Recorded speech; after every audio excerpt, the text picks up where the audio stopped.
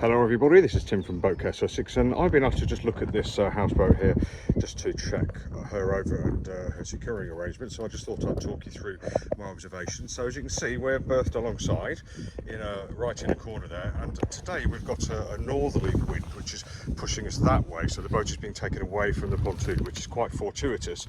Normally the wind will be coming from a southwesterly direction and pushing the boat into this corner here, which isn't so great. So I'll talk more about that in a moment. But just starting on the starboard aft side, you can see we've got a bit of a hotspot of a stern line here, starboard stern line, and the power cable. And if you can see, the power cable's disappeared down there. In fact, it's been so long there that it's got growth on it, which is not great, because that could be leaking current into the water, which could affect not only this boat but all the neighbouring boats as well, and cause them to be corroding away their underwater fittings, or the underwater metal fittings. So something we'll take a look at. Now if you just move over this side, we can see we're not quite at an angle parallel to the pontoon, but that's not a huge issue today. Over on the port corner here, we can see we've got this fender here, which has become aged and brittle with time, with weather and with UV degradation, so damage from the sun. This is where it was attached, so that's not really doing much either. And we've got a corner foldy type fender here again, which has become brittle and detached, and this kind of stuff, when it gets hard, can actually degrade or damage your boat or your gel coat or your paint, etc. And this fender here has gone straight through it, as you can see, as it's been pulled down by the weight of the boat.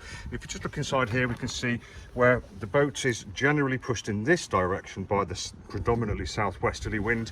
We can see probably here where it's been compressing onto the pontoon, because this hasn't been doing its job very well.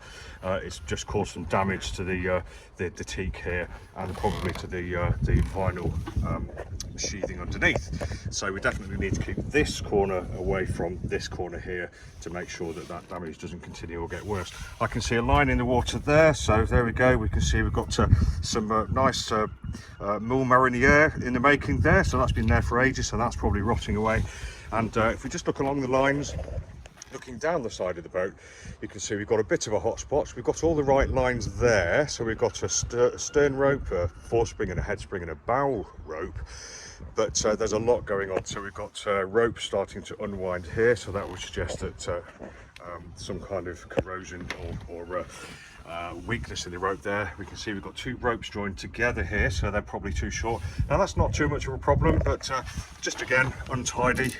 We've got growth starting on those as well, and we need to make sure that those knots are standing up to the test of time. They look like both look like bone-ins to me. Again here, are we secured properly? I can see a locking hitch there, but we've got all sorts of rope here. Look, this is indicative of a rope that's past its best and may not hold.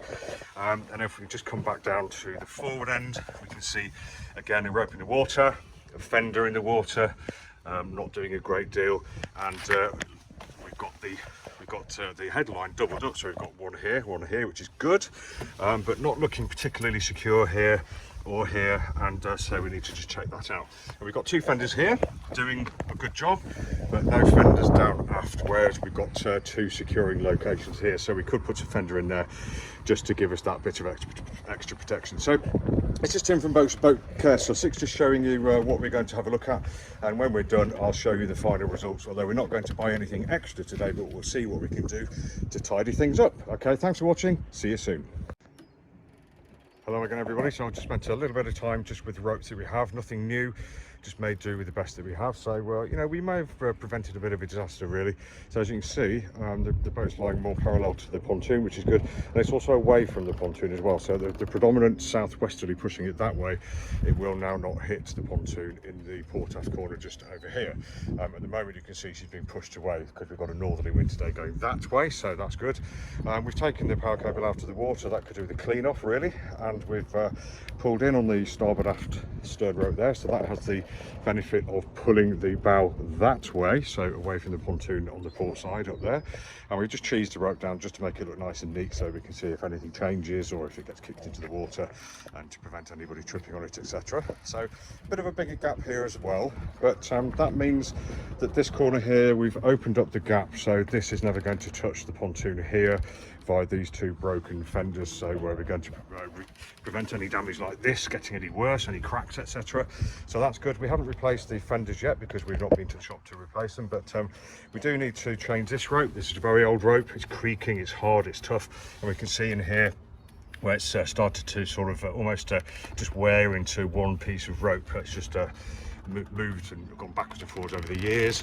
We've now got a nice parallel gap down the side of the boat, and you can see we've just moved two of the fenders, so now they're actually going to do something if they're needed, if the boat gets pushed that way, which is good. The stern back spring here, now we've assessed that, we've moved the springs around a little bit. These do need changing because you can see where the rope has been split, etc., and still used, which is not great. There are two ropes joined to one here again, which is not great, and you can see again they're fraying and fraying again as well, so we're recommending they get changed. And this rope's also fraying too, which is a 4-spring, but it's holding tight at the moment. And the head rope, actually not too bad, although one end was in the water, as you can see from the growth there, so we don't like that happening.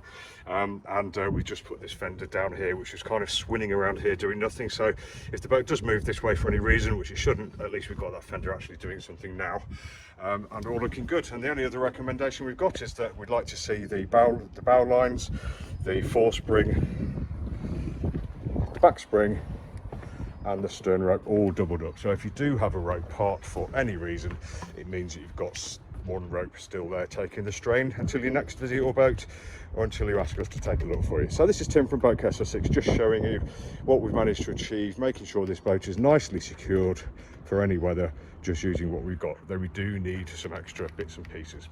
Thanks for watching, and we hope to see you soon for more hints, tips and coaching. Bye.